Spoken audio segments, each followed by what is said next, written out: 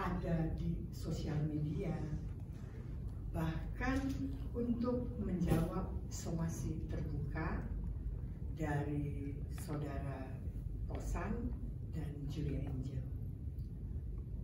Nah, dalam respon ini yang pertama mau kami sampaikan sesuai dengan somasi dari mereka, yaitu kalau bicara kotak itu dianggap kepemilikannya adalah milik Haposan dan beberapa orang, perlu kami sampaikan bahwa kotak itu muncul dalam sebuah event pencarian bakat Dream Band yang diadakan oleh High Music, dan kemudian dalam event itulah kemudian terbentuklah nama kotak atas persetujuan tentunya di sana ada Pak Iwan dan personal-personal dari High Music. Kemudian manajemen kotak ini beberapa tahun kemudian dialihkan ke pihak sekarang Warner Music. Namun pada waktu pengalihan saudara Posan juga masih ada di sana, ya, dan kemudian saudara Posan mengundurkan diri dan tidak terjadi permasalahan. Sehingga hal ini pun sudah kami sampaikan ketika kami bertemu dengan pengacara saudara Posan dan saudara Julia Angel. Nah, memang mungkin ada perbedaan pendapat ya di antara para pengacara. Ya silahkan. Kami sebetulnya terbuka untuk berdiskusi. Ya. Tapi setelah kami menerima somasi terbuka ini, kami mesti harus menyatakan posisi hukum kami. Ya, jadi kami menolak kalau dikatakan kotak itu milik dari Posan dan siapa? Julia Angel. Di sana ada Marcella ya, sebetulnya juga. Itu hal yang pertama. Hal kedua dari somasi terbuka ini, di luar posisi hukum yang berbeda lagi mengenai siapa yang punya kewajiban untuk membayar royalty performance, tapi kami perlu sampaikan begini. Pelarangan terhadap menyanyikan lagu-lagu yang diciptakan oleh Haposan itu sebetulnya nggak perlu. Kenapa? Sudah lama kotak nggak kepingin nyanyiin lagu-lagu ciptaan Haposan. Kedua, kalau ciptaan lagu dari Julia Angel, saya perkirakan November ya, 15 November 2022, ketika dipermasalahkan dan dilakukan mediasi, teman-teman kotak tuh udah sepakat tidak juga menyanyikan lagu itu, lagu-lagu dari Julia Angel. Jadi tanpa somasi pun memang udah nggak dinyanyiin. Tapi pada butir 5 dari somasi mereka terhadap lagu-lagu yang diciptakan bersama, yaitu ada bagian dari Pai, Dewi, dan teman-teman kotak. Waktu itu ada lagu-lagu yang diciptakan kotak waktu masih ada Haposan, Marcella, Mbak Tantri, tapi ada lagu-lagu juga yang sudah ada Mbak Chua. Kami harus menyatakan sikap bahwa kami keberatan terhadap pelarangan lagu. Kami juga sama-sama penciptanya. Kami keberatan. Bagaimana kami selaku pencipta dilarang menyanyikan lagu ciptaan kami sendiri. Berdasarkan hal itu, kami mensomasi balik agar saudara Haposan mencabut pelarangan terhadap lagu-lagu yang diciptakan bersama. Itu yang menjadi jawaban kami terhadap somasi terbuka. Dan catatan mengenai performance royalti perlu kami sampaikan bahwa begini, Kotak itu sangat menghargai sebuah ciptaan, dan Kotak pun sangat menghargai si pencipta. Mereka bukan cuma artis, tapi mereka juga komposer kok, mereka juga pencipta kok. Sehingga tidak ada keinginan Kotak untuk meniadakan atau menghilangkan apa yang menjadi hak pencipta. Hanya karena kita ada di negara hukum, tentunya kita harus taat hukum. Siapa yang berhak dan berkewajiban membayar performance royalty, siapa yang mengkolek, itu kan ada aturannya. Tetapi prinsipnya, Kotak sangat menghargai dan mensupport bahwa komposer harus mendapatkan haknya selaku pencipta dalam hal ini untuk performance royalty. Nah, karena itu salah satu yang Kotak sudah lakukan sebagai bentuk support terhadap para pencipta, dalam kontrak-kontrak kami, penyelenggara kami mencantumkan pasal di mana penyelenggara itu diingatkan kewajibannya untuk membayar performance royalty itu. Bahkan di kontrak yang baru ya, Mas Aldi ada itu. Di kontrak yang baru kita sudah mengingatkan agar mereka sedapat mungkin membayarkan itu sebelum kita manggil, sebelum teman-teman Kotak manggil. Itu bagian dari tanggung jawab kami sebagai artis maupun sebagai komposer.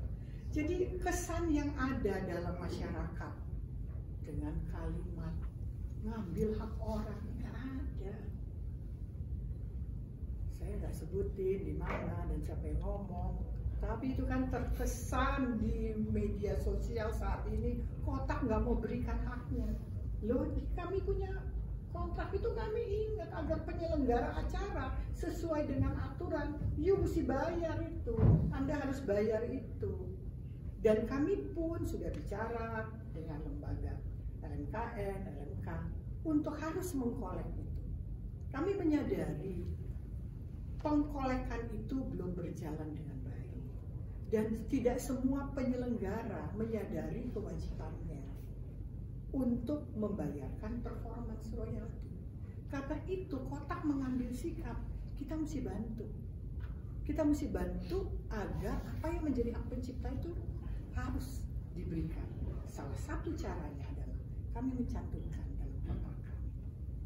Di sana sini mungkin belum terlaksana dengan baik, tapi komitmen Kotak itu tegas. Kita harus mensupport. Kalau dari kami pribadi, gak ada lah, sesuai dengan apa yang dibilang sama Bu Sela barusan. Kalau lagu yang diciptakan bersama-sama itu memiliki hak yang sama. Jadi kalaupun memang beliau ingin membawakan, ya monggo kerso, silahkan. Tapi kalaupun memang kita, yang tadi sesuai Bu Sela bilang, kita sepakat untuk tetap membawakan. Jadi ya itu. Ini memang ada satu hal yang harus diluruskan ya. Sebenarnya klarifikasi ini sudah diutarakan beberapa waktu lalu dari Instagram kita dan sosial media Kotak. Bahkan ya saat mediasi waktu itu kami juga sudah meluruskan ini dengan beliau. Cuman karena memang harus diluruskan kembali, kami akan luruskan. Pada bulan Oktober tahun 2022 itu beliau bikin statement di sosial media, kata-kata yang menurut kami tidak pantas untuk kami dengar.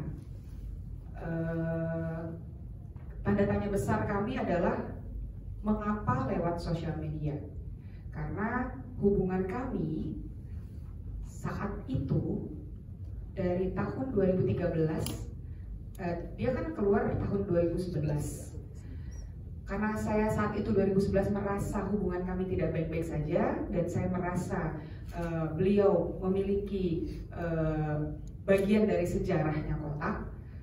Jadi saya legowo, dengan sangat legowo, saya hampiri beliau ke rumahnya tahun 2013. Saya meminta maaf secara langsung, dan hubungan kami dari 2013 sampai 2022 sebelum adanya statement itu di sosial media itu baik-baik saja. Kami masih berhubungan melalui WhatsApp, bahkan ada banyak hal yang kami saling bantu dalam hal promosi banyak hal. Jadi ya yang jadi pertanyaan kami saat itu, mengapa harus lewat sosial media yang padahal kalau dibicarakan dengan baik-baik itu mungkin kita bisa obrolin gitu. Tapi kembali lagi bulan Oktober tahun 2022 kondisi psikologi saya sedang tidak baik-baik saja karena ayah saya sedang masuk ICU dan akhirnya dinyatakan meninggal di bulan yang sama. Jadi memiliki hak, menurut saya memiliki hak untuk tidak mendengarkan hal-hal yang menurut saya menghabiskan energi saya saat itu. Jadi saya memilih untuk memblok. Jika ada itikat baik dari pihak beliau yang ingin ngobrol secara baik-baik, WhatsApp saya terbuka. Rumah saya mungkin lupa, tapi ada manajemen kami yang pasti beliau paham di mana. Jadi kalau memang niat awalnya ingin baik-baik saja, silahkan datang saat itu. Tapi ya akhirnya ya kami memilih untuk memblok dengan alasan kami hanya ingin sesuatu hal yang memang negatif, menurut kami membuat mental secara mental ataupun pergerakan kami ke depannya itu tidak menjadi lebih baik, ya kami yang punya hak atas sosial media yang kami punya gitu. Tapi kembali lagi, kalau memang itikat baiknya ingin ngobrol, sepertinya sosial media bukan tempat yang tepat. Saya tanya balik, apakah ada statement dari kami secara personal meledek atau ada nama yang disebut atau tidak? Kalau kita flashback ke Oktober 2022, itu ada potongan video yang dinarasikan bahwa statement tersebut memojokkan salah satu pihak. Ini nih, 2011 dia memutuskan mengundurkan diri secara sadar. Dia menandatangani surat pengunduran dirinya secara sadar. Kami punya surat pengunduran dirinya. Dari 2011 sampai itu video saya lihat podcastnya bersama dengan Hanum dan juga podcast bersama dengan media apa gitu kalau nggak salah yang dipotongnya. Itu katakanlah itu 2020 ya, diambilnya. 2011 sampai 2020 begitu banyak pertanyaan, kenapa nggak ganti drummer baru, kenapa nggak nambah personil baru. Awal-awal kami sepakat untuk bilang, enggak lah, udah kita menghargai personil-personil yang lama. Jadi kita tidak menambah personil baru. Itu kami lakukan dari semenjak beliau memutuskan mengundurkan diri. Itu sampai ya katakanlah ya 2000 berapa ya cukup lama lah kami selalu memberikan statement seperti itu. Kita bertiga nih bisa dibilang band dagelan sebenarnya. Pertanyaan-pertanyaan yang sering muncul akhirnya pertanyaan yang sama yang sering muncul itu akhirnya kita enak bagi tiga, tapi setelah itu ada penjelasannya. Nah itu jadi literasi ya, sebuah konten itu kan kalau dipotong-potong hanya sepersekian detik itu akan menjadi narasi yang bisa aja digoreng-goreng gitu. Tapi kalau ditonton secara full itu kami menjelaskan kok. Setelah bercanda-bercanda itu kita menjelaskan enggak gini loh maksudnya. Kami tuh nggak mau beradaptasi lagi sama orang baru karena untuk ngeklopin 3 orang ini aja butuh proses yang cukup lama. Sebenarnya itu alasannya. Ya gimana ya? Adaptasi kan sulit. Jadi ya itu sebenarnya. Jadi kalau misalkan beliau merasa sakit hati, tidak ada niat kami untuk ke arah situ sih. Jadi ya itu yang jadi tanda tanya ke kita, kok jadi kita yang disalahin padahal gak ada pertanyaan kecuali pertanyaannya siapa bisa menggantikan posisi namanya beliau gitu, itu mungkin bisa kami jawab dengan lugas. Tapi kalau pertanyaannya ini gak nambah nih personel baru, itu kami bisa menjabarkannya seperti itu gitu. Saya sedikit menambahkan mungkin Mas, tapi dari hal-hal seperti ini kita jadi belajar mungkin ya, belajar lebih dewasa, belajar lebih bijak.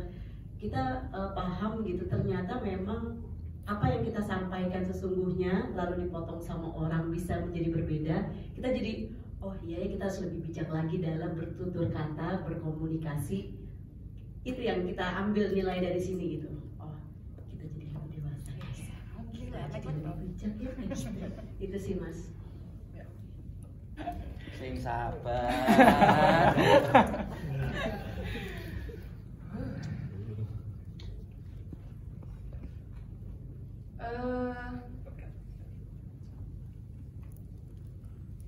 Sama seperti Ibu Sela yang katakan itu, memang tidak, kita tuh sebagai manusia tidak layak untuk mengkotak-kotakan sebuah profesi. Bahkan akhirnya saya membuat sebuah caption yang ada di sosial media saya itu, tidak ada profesi yang rendah. Yang rendah itu adalah orang yang merendahkan orang lain. Itu menurut saya poin, karena saya tidak pernah menganggap bahwa profesi yang mungkin ditujukan kepada ART tadi itu adalah suatu profesi yang rendah, karena tanpa mereka juga saya nggak bisa berdiri di sini bantuin anak-anak saya nyopin makan atau nggak bersih-bersih rumah, itu nggak bisa gitu. Jadi ya kalau ditanya bagaimana rasanya, ya orang kita sama-sama cari kerja kok, jadi sama-sama gak ada yang rendah kok, semua mulia di mata Tuhan, itu semua mulia. Cukup ya. Dari hati yang paling dalam sebagai seorang manusia, itu kan pasti sewajarnya kita memaafkan. Menang atau kalah dalam sebuah permasalahan itu udah jadi pilihan terakhir buat kita gitu. Jadi itu kayak titik terendah kami deh untuk mikirin menang atau kalah. Tapi untuk menjaga marwah, menjaga harga diri, menjaga apa yang sudah kami bina selama ini, menjaga perasaan orang-orang yang di belakang kami, itu kan kayak ada suami, ada orang tua, ada anak-anak. Jadi ya kami siap melanjutkan. Ada durasi berapa lama? Menunggu. Apa nyanyinya? Oh enggak ya. Memberi kesempatan Memberi kesempatan. bagi Asana untuk mungkin meminta maaf secara langsung Atau ataupun via media sosial ini seperti apa?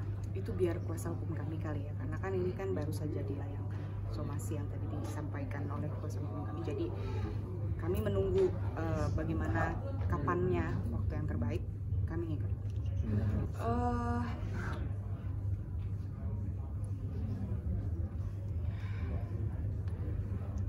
Gak ada yang mau jawab ya? Mungkin gue ya?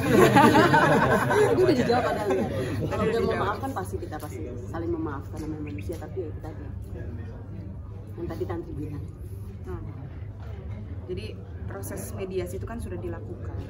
Yang selama ini ditayangkan itu kan hanya terlihatnya tuh Sela saja yang mediasi dengan pihak beliau.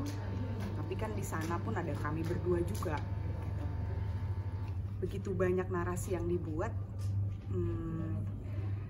dan di proses mediasi itu, yang namanya mediasi itu kan terjadi kesepakatan antar dua belah pihak.